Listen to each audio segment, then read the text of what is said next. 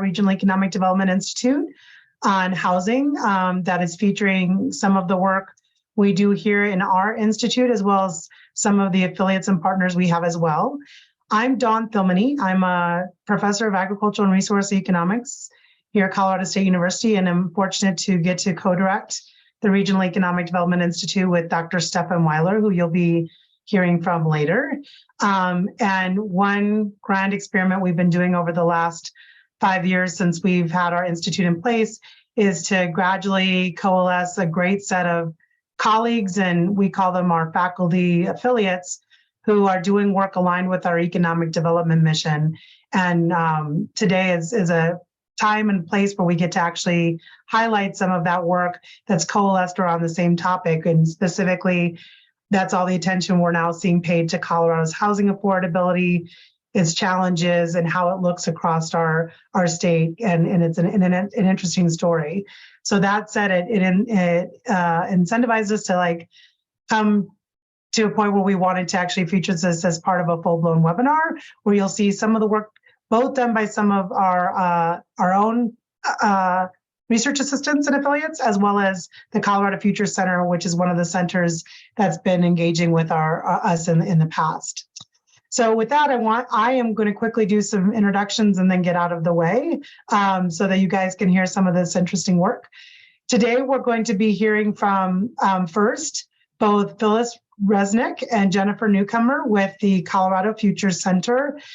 They both have a long history of applied research, community engagement, and outreach focused on a variety of economic issues, from community-focused infrastructure to macroeconomic trends. And right there in the middle of it is some of the housing work we'll be hearing that they've been focused on as of late. Then we'll be hearing from Dr. Stefan Weiler, my co-director, who is a professor of economics in the Department of Economics here at Colorado State University, but also had an opportunity to serve as a vice president for the Kansas City Fed during part of the time he was still affiliated here with the Colorado State. So he brings a wealth of wisdom, not just of how we think about things here in the academy, but also how we can dovetail in with some of the great policy work that's done by our state and federal government leaders. And finally, Pete Thrasher will be our moderator for some of the questions and answers later today. He is instructor in the Department of Finance and Real Estate for over 5 years now, but more so, he's been a broker, operator, and owner in the real estate industry for over 20 years. So he's really kind of a professor of practice and brings some of that rich context and expertise to the discussions today. And again, so with that, I want to give you a couple of ground rules for today. We're going to be having each of these speakers give a highlight reel of their work. While they're speaking, we're also going to have interpretive services. So if you look at the bottom of your screen, you'll see a globe. And if you would prefer to hear today's presentation in Spanish, you have that option. Otherwise, we're going to be recording it so that we can post it in Spanish. But for that reason, we'll try to talk and ask our questions more slowly and deliberately than usual. And you'll have 2 ways to interface with the panel today. If you have questions that come up while they're speaking, including any type of question, but also where are these reports available, where is this data available, you can type any of those questions into the chat box, and they might choose to answer them while we still have the panel going on. But if you have a question that's actually perhaps better for a live discussion for you to ask in person once they're done speaking at the end of their talks today and want to leave that, then Pete will be moderating a question and answer discussion when we finish with the talks today. And we plan to speak for about 35 minutes, and that'll be available. So with that, I am going to turn it over to the first of our speakers, which is Jennifer and Phyllis from the Colorado Future Center, to tell you a little bit more about the organization and the most recent work they've done in the space of housing. Thank you. Well, I'll kick us off. Thanks, Dawn, for the introduction, and to Reddy for inviting us to partner on this webinar. I'm Phyllis Resnick. I'm the executive director and the lead and only economist at the Future Center. And I'm joined today by Jen Newcomer, who's the research director. If you'll indulge me for maybe 30 seconds before I turn it over to Jen, I will tell you that the Future Center has been around since sometime in the late 2000s. And we really started as a macro fiscal shop. And when I became director about 3-4 years ago, I started to rethink the focus of the Future Center and invited Jen, who was years ago my colleague at Dr. Cog when we were the economic modeling team, to join and bring in-house a portfolio that we were working with as partners around family economic security. And in Colorado, you really can't talk about family economic security without talking housing, which of course then led us into quite a few deep dives around housing. There's far more on our website than we have time to share today, but what we will be sharing today are two of our more recent studies or pieces of work. The first one, which I'll turn over to Jen in a moment here to present to you, we completed about 2 or 3 months ago in partnership with the Keystone Policy Center. And it looks at what share of housing is affordable to teachers in each of the districts in the state if that teacher is earning the average salary for the district. The second piece of research that then Jen will turn back to me and I'll share with you is kind of a quick piece we did looking at the question of whether, quote, the market can take care of itself in Colorado. And I'll give you a little more detail on that when we come back to it. So with that, thank you for joining us. And I will turn the first few minutes of our time over to Jen to take you through the What Can Teachers Afford study. All right, well, thank you. And thank you again for having us, our colleagues at Ready and CSU. Again, my name is Jennifer Newcomer, and I'm going to share a quick bit of work that we did, as Phil's mentioned, with the Keystone Policy Center over this summer and released back in August. And I think perhaps our colleague Van Scholes might be joining us on the webinar today. So Van, you're there. It's great to have you join, and very excited about the opportunity to continue to share the findings around this body of work, looking at what teachers can afford. This work was specifically looking at affordability with respect to home ownership for teachers, and the way we ended up having to define this study was looking specifically at what was the average teacher salary in each district and using that as our basis for what affordability was at that particular average salary.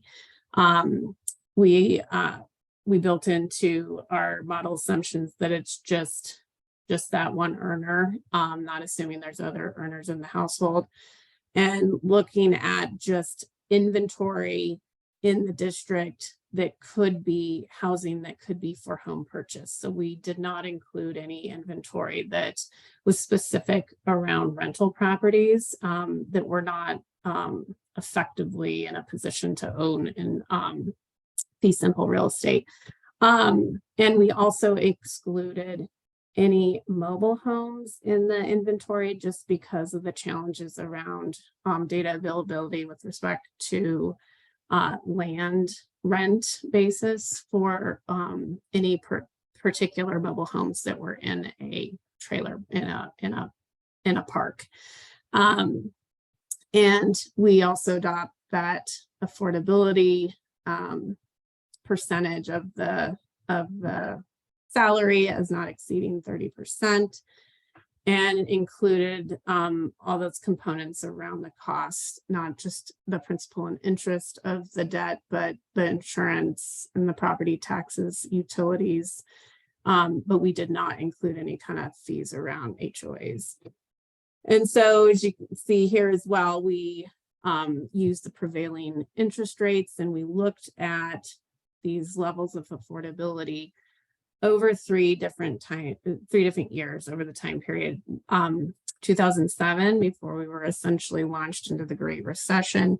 Then in 2015, when we started seeing very favorable lending environments, and then more recently in 2021, when we had these data available from the property records that we benchmarked at 2021.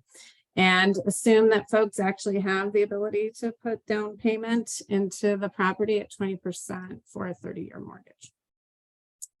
So quickly, I'm gonna so the result was that Phyllis and I did the analysis for this work, and our colleagues at Keystone were the ones who wrote the report, in case anybody had had a chance to look at that, or they saw some of the media coverage on the findings. But we had worked all as a team, and the other deliverable on this project was that an interactive tool was built to be able to showcase the findings. And I'm going to pop over to that tool just so that we have a chance, you can be a little bit more oriented around what information is available in this particular tool that's specific to the look around what teachers could afford to purchase in their respective districts. But we also have a little piece I'll get into in just a second around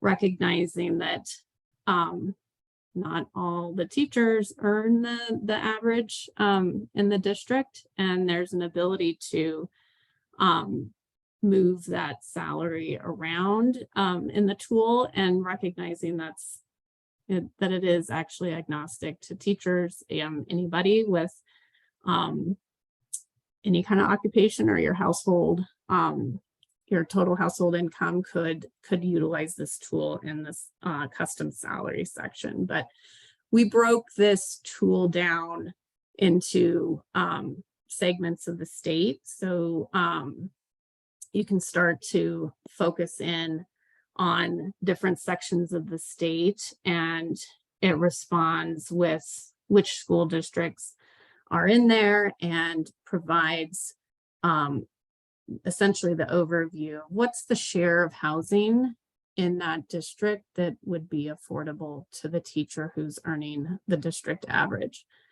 And there's an ability to compare districts from each other just through selecting a couple of districts and being able to see really how those districts have performed with respect to the affordability of the inventory over the 3 different years. And you'll start to see, and Phyllis will pick up on this when she shares our other work, is that you see this very triangular movement between 2007, 2015, and 2021 across most every district in the state. And that is very much so the interest rate story around the affordability of the properties in the state. As we enjoyed relative affordability in the year 2015 as compared to 2007, and most recently largely due to the interest rate environment. But back quickly, if somebody is not in education, but you might be in some other key critical role in the community, firefighters or nurses, there's an ability to customize your salary and use the slider scale to be able to start to look at what is the affordability share specific to that particular salary. And the limiting factor here is that we didn't change geographies. So these are still the 178 school districts in the state, but gives a little bit more flexibility in terms of understanding relative to your earnings, what that affordability perspective is. And the other qualifying measure is that these are not estimates based on the inventory that would be actually available for purchase. This is just looking across the entire inventory that in theory could be for sale. Whether or not it's actually available is not included in this. We don't have a way to assess that. So just a little orientation around those findings, and encourage folks if they're interested to be able to explore the tool, and we'll be able to provide the links to those tools. I think in the materials that Dawn mentioned she will send out later. So I will pass it over to both to go into our next project. Oh, thanks, Jen. And Jen teed it up really nicely for me. We're going to come back to that pyramid shape of affordability. And this study was really somewhat motivated by that, and somewhat motivated by the fact that every time we get on the phone with anyone in the media, the question they love to ask us is, do we need interventions in the housing market in terms of affordability and family economic security, or can the market just take care of itself? And my answer always is, as you know, the economist in me says, well, the market taking care of itself means one of two things. Either we get a whole lot more supply, or we have a real fall off in demand. And in either case, it's going to require some sort of price readjustment in order to essentially restore us to some level of affordability. And so what we decided to take a stab at with this study, I think next slide, Jen, is to have a look at what level of price adjustment by county, in this case, not by school district, would be necessary in order for us to achieve the level of affordability that was what we were, quote, enjoying in 2015. So again, if you remember that pyramid pattern, 2015 was kind of an interesting confluence of very favorable lending rates and a housing market in Colorado that hadn't quite accelerated to the extent you can see acceleration depicted in this graph. So if you go back up, Jen, for 1 second, the graphic that is up on the screen now is the Case-Shiller index, essentially for Colorado. It tends to be more Denver based, but you can see the last 2 years have had outsized housing value growth rates compared to the pattern all along. And at 2015, we hadn't had that significant run up that happened largely during the COVID years. And we still had quite favorable interest rates. Even with that, next slide, we were starting to see a pattern that has now opened up pretty significantly that clearly demonstrates that wages, the WSD line, wage and salary disbursements, the lighter blue line, were not keeping up with the growth in housing prices in Colorado. The result being that housing was becoming increasingly unaffordable. And so, like I said, we said, well, what if we could go back to some North Star, next slide, that looks at a previous level of affordability. And so because we had done that work just a couple of months prior with Keystone, we knew we had this sort of pyramid shaped pattern in most parts of the state where the relative period of affordability was the middle of the 2010s. Approximately the year 2015. And so we asked ourselves the question, what level of adjustment would be necessary? What level of adjustment in housing prices would be necessary, either statewide or by county, in order for the same share of housing to be affordable to the median income household today as was affordable in 2015. So that's kind of a mouthful, but basically we were saying, given what earnings are today, what share would be, what price adjustment would be necessary to enjoy the same level of affordability as in 2015. So you can see here quickly the assumptions we made. We took median income from HUD.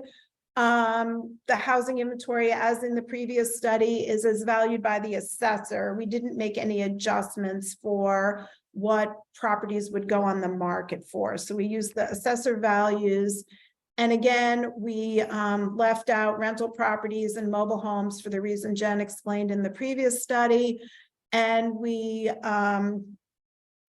also didn't account for what was actually available on the market. Just we took the entire inventory of housing stock.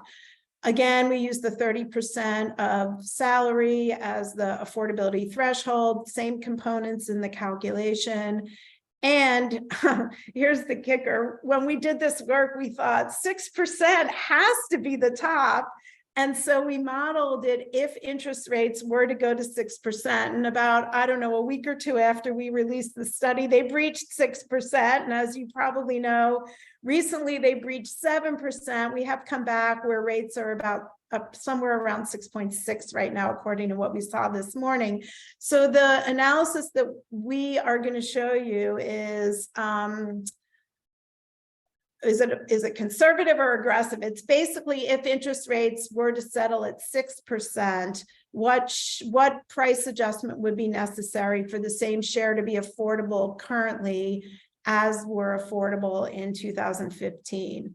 And so this slide, before we get there, shows you how the affordability profile changed statewide between 2015 and 2021. So the darker the color, the larger decline in the share affordable. So you can see the parts of the state that had kind of the biggest challenges mount in those years between 2015 and 2021. And when we did the calculation county by county and statewide, it turns out that in order for the same share of housing statewide to be affordable, currently, again, at that 6% interest rate, as were affordable in 2015, it would take about a 32% decline in housing prices statewide. Now, of course, Pete's probably sitting there saying, all real estate's local, Phyllis. So we did look county by county, and you can see the counties here ranked for the level of price adjustment that would be necessary to achieve that level of affordability. And the last slide I'll take you to, and again, the study's on our website in more detail, but this is what the map looks like. Again, the darker the color, the higher the price adjustment necessary, or the decline in price necessary to achieve 2015 levels of affordability would be necessary. And so our takeaway, and now I can say this with some level of authority when we get asked the question, is I suppose the market could take care of itself, but not with a fair amount of market pain. So we've never, in my experience in the state, had a third of the value of houses be lost sort of in a short period of time. And so we came away from this work firmly believing that market adjustment alone, without something very dramatic and very painful, does not handle Colorado's affordability problems or challenges. And therefore, it's important for us to be thinking more creatively about what then are viable solutions. So in that spirit, at the Future Center, we will have a series of reports that will come out that follow the ones that we just shared, that will look at different aspects of affordability. We'll look at what are the challenges to affordability, and look at perhaps some options around what are some innovative ways to think about housing and restoring some level of affordability, particularly in parts of the state that are particularly challenged that way. So I'll finish with, and you'll have the slide deck with just contact information for Jennifer and for me, as well as with our website, where these two studies and quite a bit more of the work that we've done around housing are all housed. And with that, thank you, and we'll turn over the presentation to our partners at Ready. Thank you, Phyllis and Jennifer. And you do have some questions in the chat box. You're welcome to answer them. I did share a link to your tool, but we also can save those for live Q&A as well. So our next speaker is actually Dr. Stefan Weiler, as I said, my co-director at Ready, and he'll be featuring work that both he and Greg Miller, his lead research assistant, have been doing on trends in housing affordability. Just for a little more context, the Regional Economic Development Institute is one of the centers here on the campus of Colorado State looking at economic development issues, but particularly taking an engaged research platform and taking it to communities, partly to bridge that gap between rural and urban issues, and take that spatial dimension of many of the issues our state faces into consideration. And so, as you would guess, and as you saw from the last talk, housing is definitely front and center there because we almost have 5 different states within our state. So I think you'll be interested to see in some of the work they've done and how that varies across our state as well, as we just had set up by our fine partners at CFC. So with that, I'll turn it over to you, Stefan. Thanks very much, Dawn. As Dawn mentioned, I'm the lucky one. I'm actually lucky to be co-director of READY at CSU, or the Regional Economic Development Institute at CSU, with Dawn Filmony. This presentation was largely thanks to Greg Miller, who is our lead research assistant at READY at CSU. And what we're going to do is take a look at the county level. So taking off a little bit from where Phyllis and Jennifer were just analyzing, and take a look at trends in housing affordability in Colorado more generally. And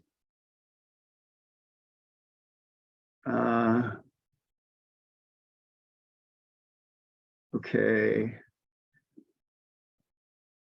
So working for you, do you need me to pull up your slides?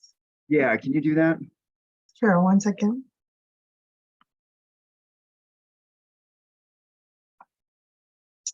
One second, everybody. It's not a webinar if you don't have one little tech hiccup, so.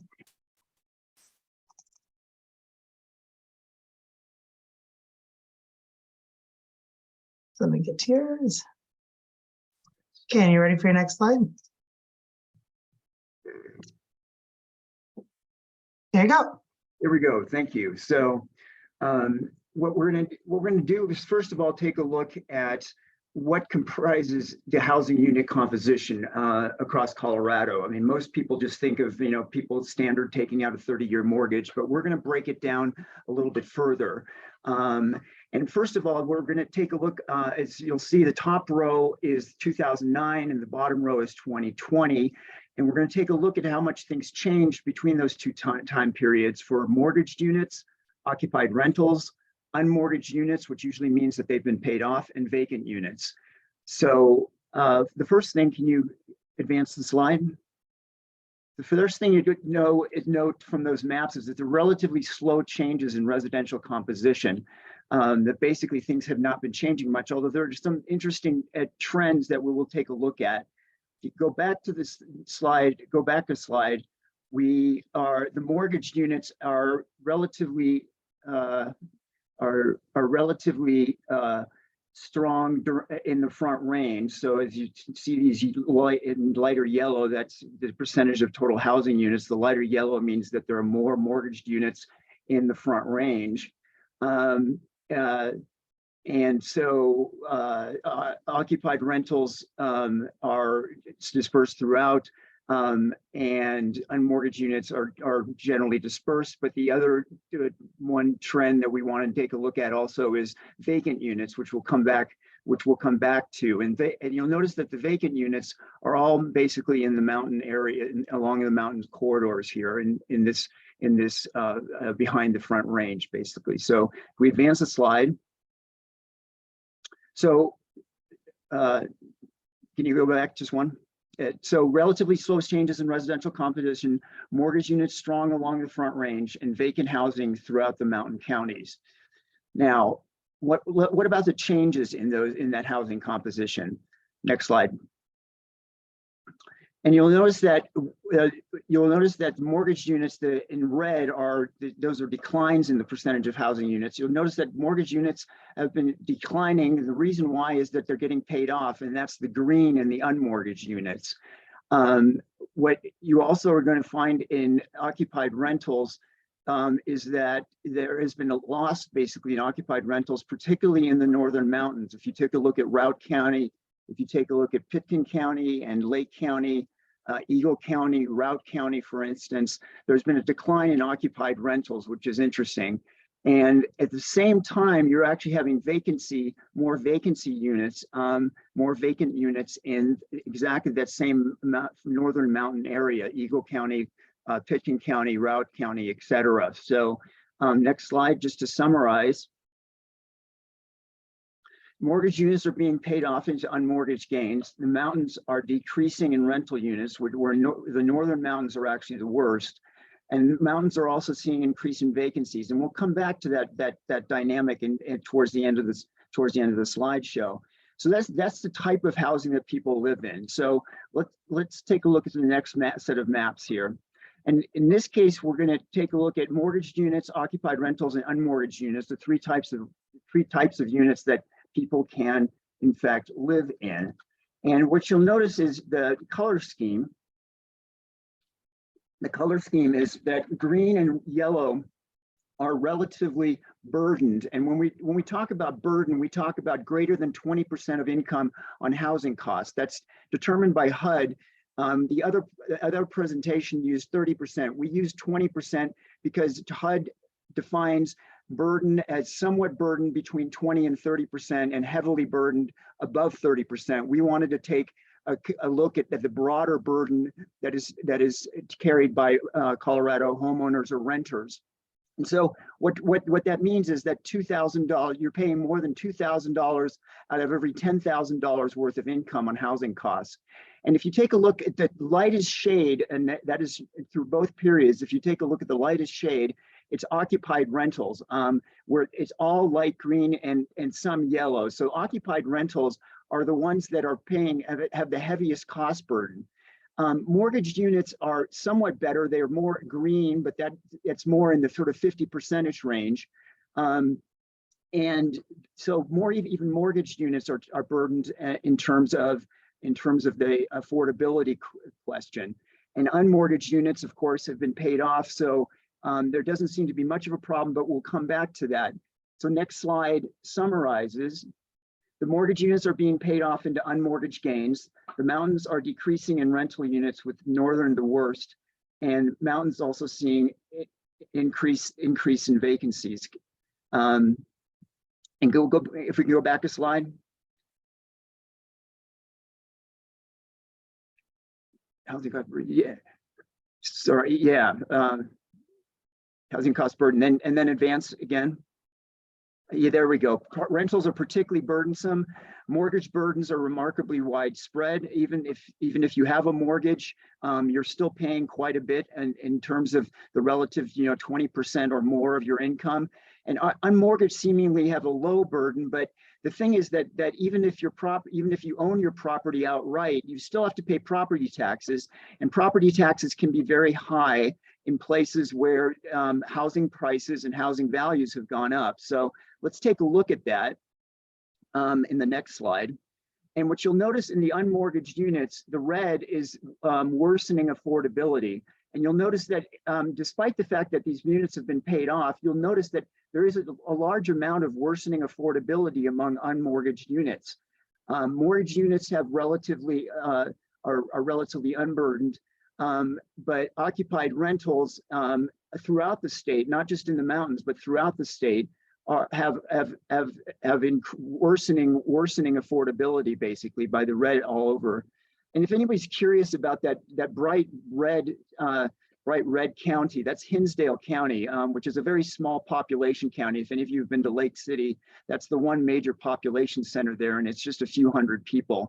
But it's because it's a small county, the percentages tend to be really large, and you'll notice that it's also a very big vacation spot with a lot of vacation rentals. So if summarizing, going to the next slide. Unmortgaged have surprising pockets of higher burden. Occupied rentals are widely increasing in burden, and mortgaged are improving in burden, possibly from higher equity. So you'll have noticed that mortgages, the units that are mortgaged are improving in cost burden, and possibly because they are improving in terms of their equity position on their house. So now we'll take a look at next slide. the question of vacancies and the vacancy impact on housing affordability by tenancy type. So again, we have occupied rentals on the left, mortgage in the middle, and unmortgaged on the right-hand side. Now, there's And Stefan, there was a quick question about exactly how vacant was defined, if you just want to give a little clarification.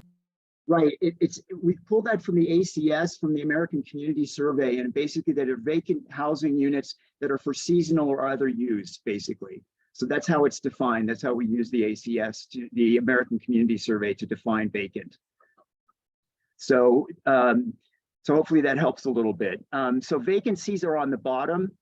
And you'll notice that they go from 0 to 100%. And you'll notice for the unmortgaged, we'll start with the sort of most boring story first, is that no matter the rate of vacancies, the unmortgaged units seem to be the share of households with high housing cost burden seem to be about 25%. And that, again, that may be due to property taxes for people who have seen their housing value increase. But what you'll notice in occupied rentals and mortgaged units is that there, and particularly in mortgaged units, is that as the share of housing units that are vacant go up, the share of households with high housing cost burdens go up as well. So if you go to the next slide, there's a clear positive relationship between mortgage units and vacancies, with rentals close in the same relationship. And higher vacancies basically means that more households face burden, as we noticed from the graphic. And what's happening is that the vacancies are squeezing the remaining mortgage and rental units that are remaining for folks. So this is particularly in the mountain communities, which we're going to take a look at right in the following slide. So let's take a little trip to Aspen, and we're going to do a little downtown trip through Aspen, where we're going to stay at the St. Regis Resort, go up the street to shop at Prada, and then finish with having dinner at Elena's. And if you take a look at the next slide, we just have some nice pictures of exactly how nice Aspen is. There's Aspen St. Regis Hotel. Following is Prada, where you might go shopping, and then Elena's, which boasts a 2,500 bottle wine cellar. So that's living in Aspen. But what does it take Aspen to do that? And in the following slide, what it takes is, it takes a lot of commuters. And these counties, these mountain counties are becoming increasingly dependent. Why? Because they're becoming dependent on labor from neighboring counties. That basically that commuters are underpinning all of the success, or most of the success, of a place like Aspen. So in terms of cultural amenities production, the arts, entertainment, and recreation is in yellow, and you'll notice it went from 45% to 55%. Accommodation and food services went from low 40s to above 50. And finally, a retail trade went from below 20% to almost 35%. So the idea is that over just a 10-year span between 2009 and 2019, there was at least a 10 percentage point increase in the number of commuters that it took to keep these cultural amenities alive. So if we take a look at even basic services for a place like Aspen or Pitkin County, the worst is public administration. Public administration in the green line goes from about 30% to well above 60%. So that's over a 30 percentage point increase in just 10 years. The next is utilities, and utilities are in the red line, and utilities go from the low 30s up towards nearly 60% of share of labor that are commuters. And then finally, educational services are on the blue line, and the blue line goes from the upper 20s to almost 40%. So just providing basic services means that the county needs commuters in order to basically provide both cultural amenities and basic services. So in the next slide, we summarize that Aspen, there's this type of dependency that mountain communities, I think, are beginning to realize and put them in some risk. Aspen and Pitkin are typical of mountain communities and counties, and the cost of housing basically requires that cultural services need commuters. even basic services rely on commuters and often subpar conditions. If you're commuting into these areas, a great powder day means there was a snowstorm. And that snowstorm means that you actually have to have commuters driving in often dangerous and slick conditions in order to make it to Prada, to St. Regis, and to Alinas. So basically, those mountain communities are very dependent on their neighbors, which creates a risk that the services at any given place might be in jeopardy if the commuting patterns start changing. And with that, I will conclude there. If you have more questions, please just email me. I will put the housing indicator units. You can play around yourselves with multi-county, single year, multi-year for a single county. You can play around with these affordability indices and see exactly how your county fares or how a comparison of different counties fare. So with that, I think we're ready for questions. Nice work, all of you. Nice work, all of you. And I'll turn it over to you, Pete, to run the questions. Thanks, Don. So at this point, if anybody has any questions, you can either just raise your hand and I can either, you can unmute yourself. I can ask you to unmute, you can unmute yourself, or you can just put it in the chat box and I can ask the question for you. I'm gonna go ahead and go back to Jennifer and Phyllis's presentation first. There were a couple of questions that came in during that while you think about the rest of you think about the presentations. One of the questions was in the tool that you all created, was the assessor valuation used for this tool? And because the comment was that oftentimes in the registrant's area, that double or triple the assessor value is what the value of the houses really are. So it's just kind of what was the basis for the valuation for the tools? So the basis was the assessor value, and we had played around with trying to do an adjustment to the assessed value to try and approximate what a market sale would be, but we were having consistency problems. So, we had 178 school districts. We didn't have good data by school district on the relationship between selling price and assessor value. And so to keep the methodology the same and to not be kind of pulling numbers out of the air in some places, we just stuck with the assessor value. So we recognize that probably then this is a overestimate of the share affordable, because in many cases, especially because of the 2-year lag, depending upon where you are in the reassessment cycle, and when you have 2 years of growth like we had in the last 2 years, of course, market values can start to diverge pretty significantly from that assessed value. But we did, we used what we had. Yeah, that's going to be really tough because, as all of you know that live in Larimer County, all of the assessed values on pretty much every single piece of property in this area went up $100,000. And there were a lot of people up in arms over that. And I can imagine that would really skew your data very quickly as that, percolated down through the other counties as well, or didn't percolate down through the other counties, and it should have.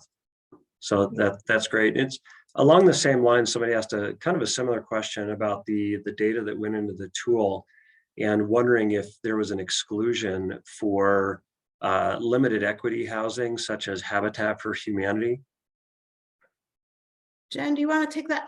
We didn't exclude anything except mobile homes, right? So anything that would be in the assessor's files.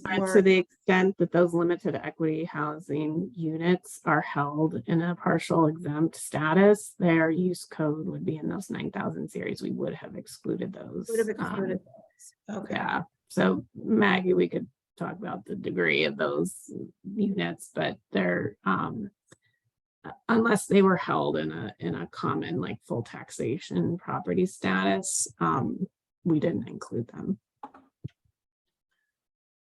Okay, thank you. Gregory, I see that you have a question here on the online, you also have your hand raised. Did you want to speak your question? Yes, because it's a different question than what I have online. Okay. Okay, sorry, it's because this is for Jen and folks. I'm stepping way back. We're at the end of a 30-year, more than 30 to 40-year decline in interest rates, and we're now going back up to maybe what some would consider a more normal interest rate environment. And the cost of getting a mortgage and having a mortgage is about 70% higher than it was a year ago.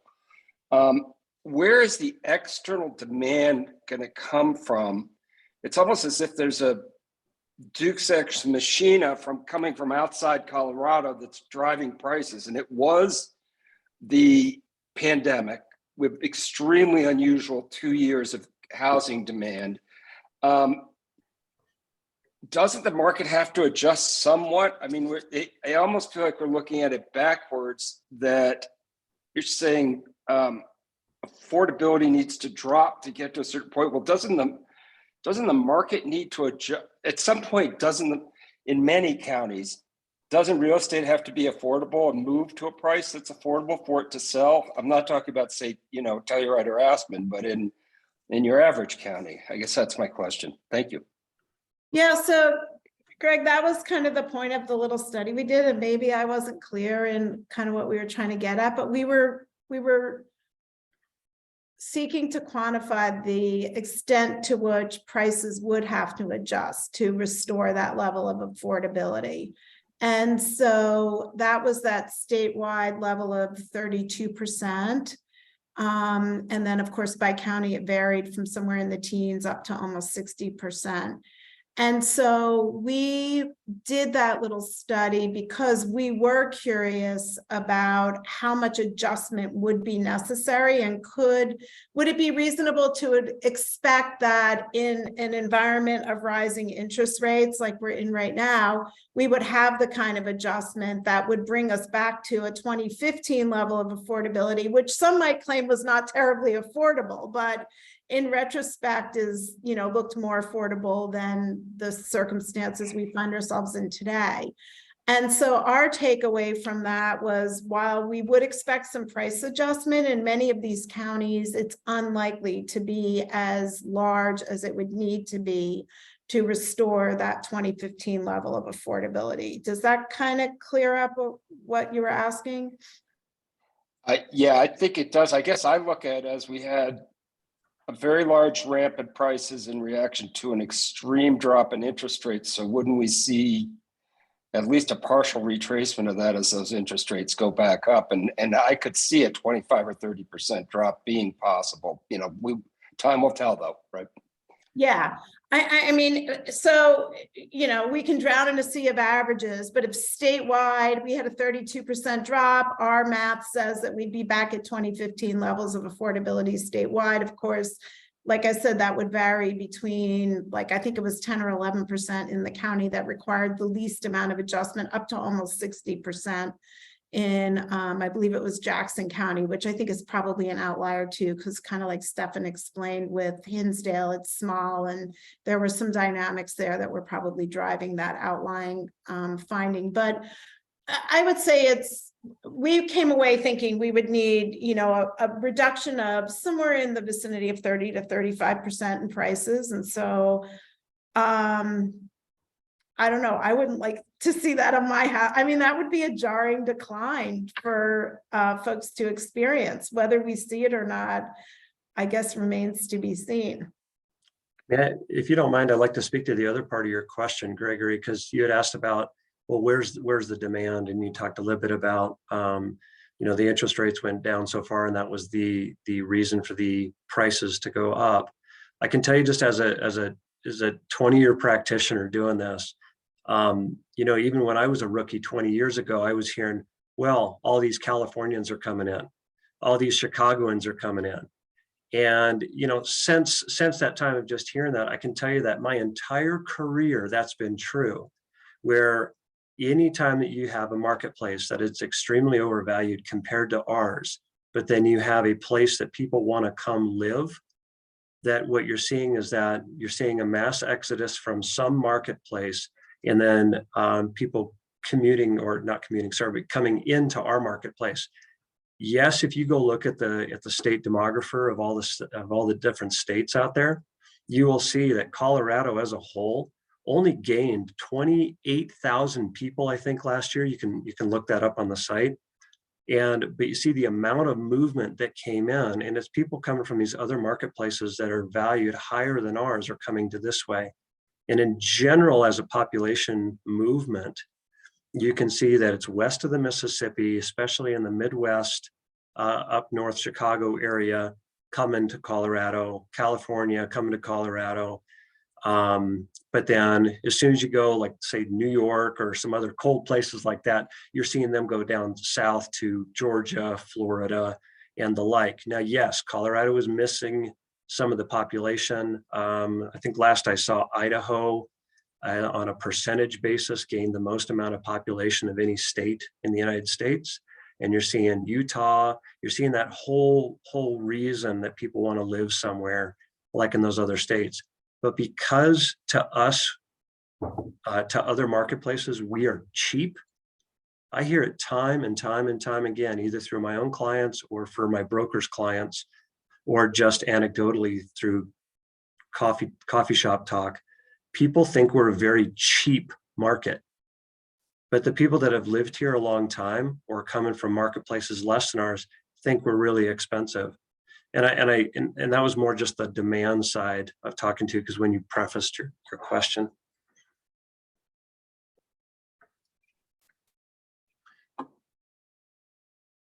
Got another, let's see here. I've got Aspen's an extreme example at the far tail end of the curve. Why is commuting such a terrible factor in mountain communities? It's standard in any urban area. And comment how many people commute into Denver County from other counties. So that's kind of the gist of the question. It's more of a transportation, as I would say in the business, it's drive until you qualify kind of business. And why is it such a bad thing that everybody's commuting in for the mountain communities?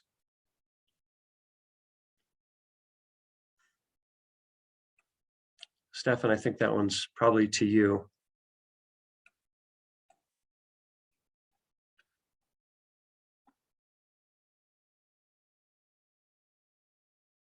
You need to unmute, Stefan. Sorry. Yeah, no, that's well taken.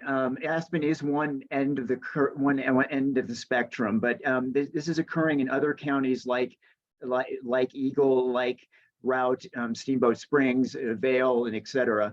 And some commuting is, absolutely normal.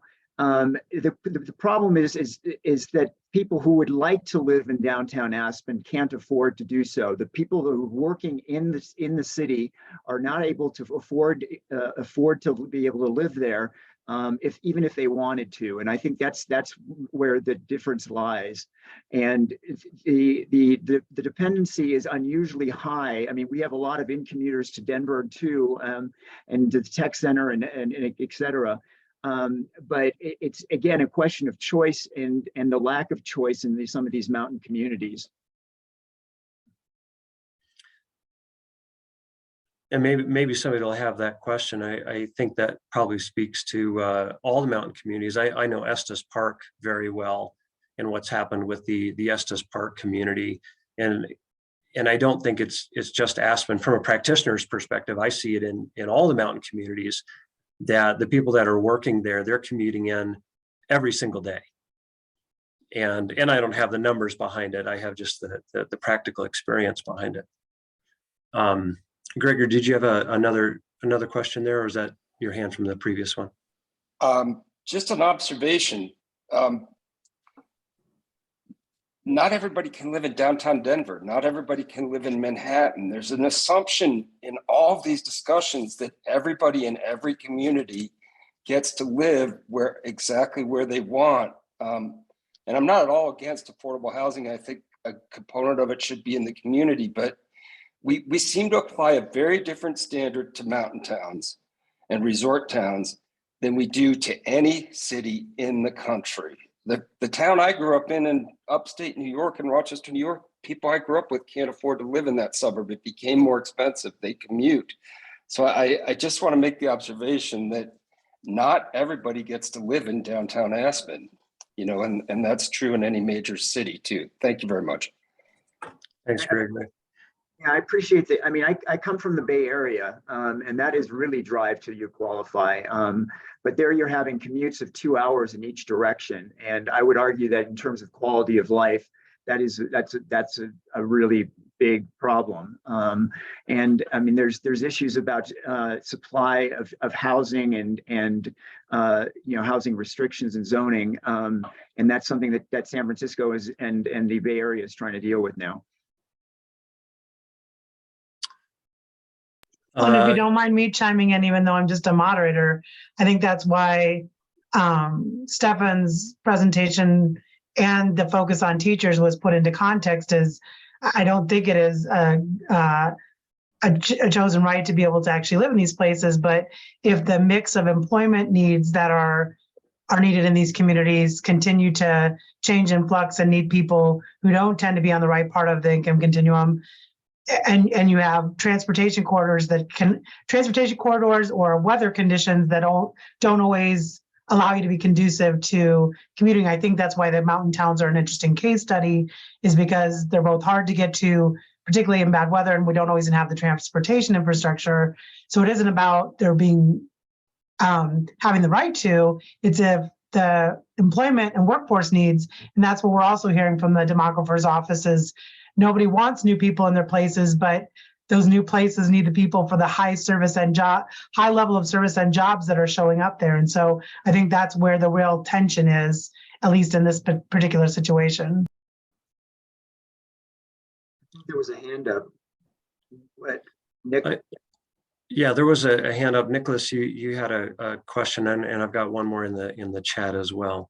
Hi, yeah, thanks. Actually, Don answered most of what I was thinking here, which is that I think it seems to me that part of the distinction between mountain towns and cities, that a lot of cities even have public transit options to get in, right? Being able to afford and maintain a vehicle that can reliably traverse some of the mountain highways year round can be a fairly substantial expense for especially people in some of the lower wage industries. So that seems to me like potentially another reason to think a little bit differently about people driving sort of across counties in the mountains versus from suburbs into Manhattan and New York, for example.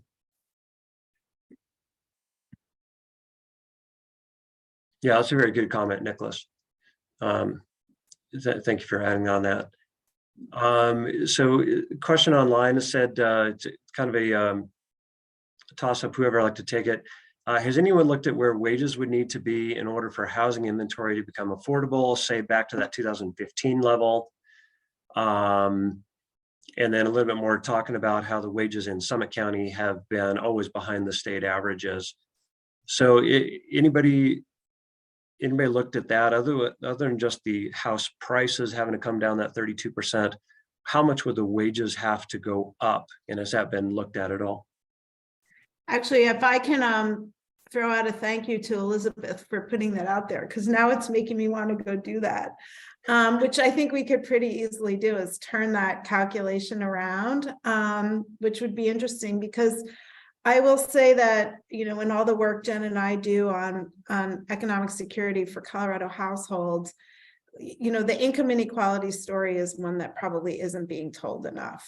And that would be an interesting way to couch that story a little bit. So instead of the adjustment being on the housing cost side, what would we have to do to pay such that housing becomes affordable, or some combination of both? So thank you for that. At least on our end, we probably had too much blinders on because we were looking at housing, and we kind of took the wage situation or the household income situation as given. But I love that idea to turn that around. So appreciate the comment. Well, thank you, Phyllis. I'll just jump in really quickly. I know we're at time. I just thought that data was absolutely fascinating. And, one of the things that we're running into here in Summit is we are finally seeing some wage increases, across industries. But the problem is that it's starting to push people into different AMIs and, their childcare subsidies and things like that. So there are some unintended consequences that we're really seeing. And it's a fascinating, very complex problem that's, I think, going to take a lot of different approaches to solve. Thank you guys for this really great webinar. And we economists love to hold things constant. And the problem is that you can't hold things constant. So as wages go up, they can also put upward pressure on housing prices as well. And so we had a lot of conversation around that with the schoolwork we did, because it made, we talked about, well, if the answer is the teachers' salaries are too low, but then if you increase the salaries and you drive up housing prices because you put more buying capacity in a household, really, how do you work in this whole ecosystem to find balance? But it will be fun. We'll play around with that and see if we can get that out to the group, because I think that would be a fun way to look at it. Yeah. And it's always fun when the questions set out a whole research agenda, because we always have grad students who want to know what would be an interesting thing to do, right, Stefan? So, we always get such good insights on how we could add value to what people want to understand in these. So, Pete, Jennifer, Phyllis, Stefan, thank you for sharing your time with us today. Really good questions, which means I know this really met the inquisitive nature of our audience, and that they got them thinking about things. I think some great links were shared. We will be posting this recording up at the Regional Economic Development Institute website, and make sure there are links to these tools that were mentioned as well, and some of the reports and platforms that go with them. So look for that, and we'll make sure to remind those of you who registered that those are available. But thank you for coming today, and thank you to our panelists for your work with us. We really appreciate it. And look for a webinar in the spring from us on another topic that I'm sure will be just as timely and have just as much complexity. A round of applause for our panelists. Thanks for that cue, Nick. Thank you, everybody.